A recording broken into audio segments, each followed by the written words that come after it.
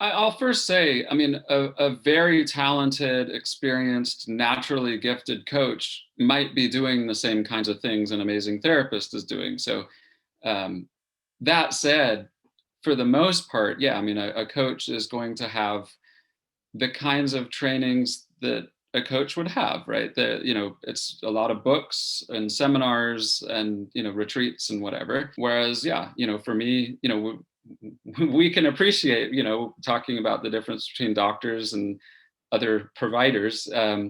We can appreciate the difference, right? So, I think I'm speaking to an audience that immediately understands the training for a psychiatrist is, on a very different level than for a coach. And so yeah, a coach would be very good if you're trying to navigate things that rest on logic or illogic.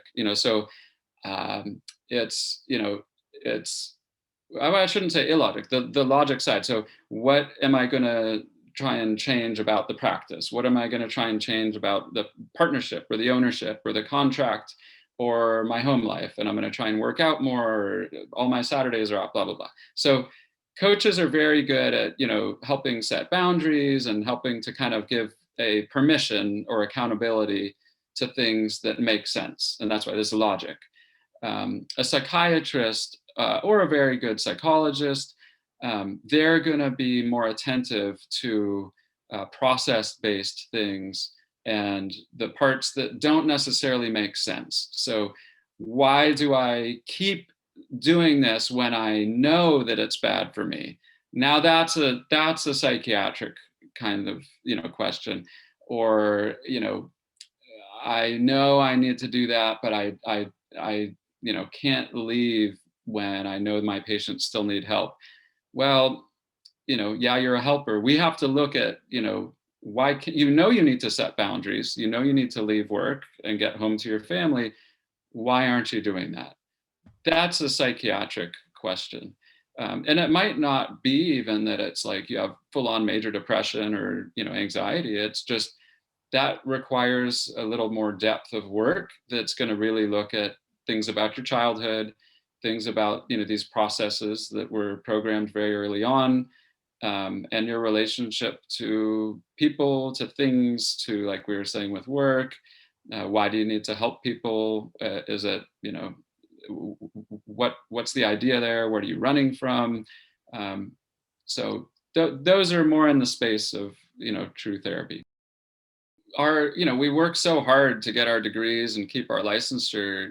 Always for doctors, I say, just get on it. Don't wait. If it's like the boundary issues you're talking about, if it's substances and drinking, of course, then that's riskier. Please go even faster in, to try and figure that out.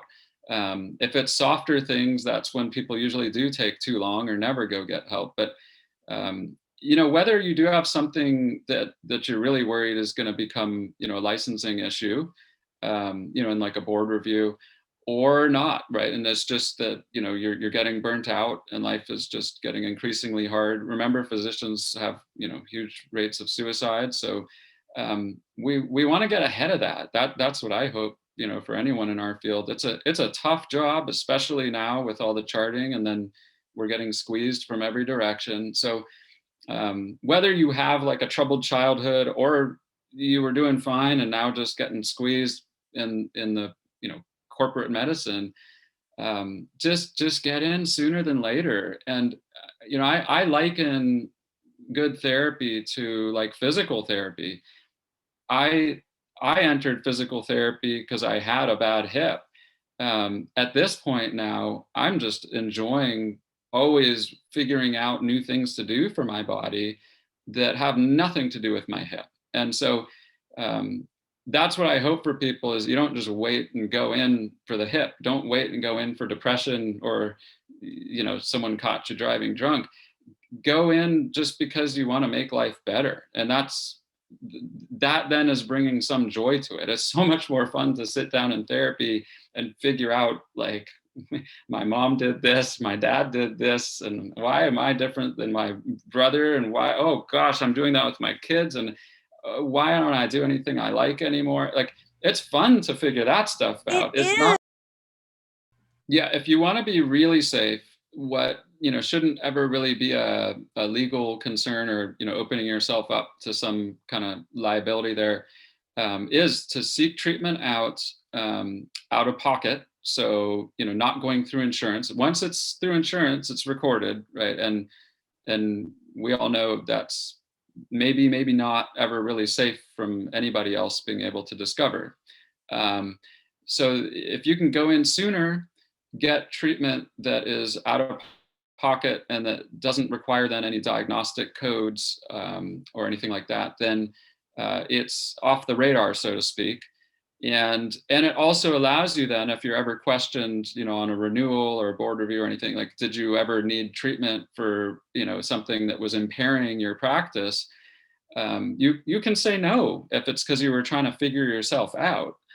That might be hard to answer, and you could get nailed one day if it's because you were driving drunk, and you were court ordered for it or something. So, going in sooner, keeping it fun, and if you've got the finances to doing it out of pocket, so it's not getting run through insurance, um, that's safe, right? I mean, and then you can honestly answer that question, that you were never getting treated for anything that where you were impaired.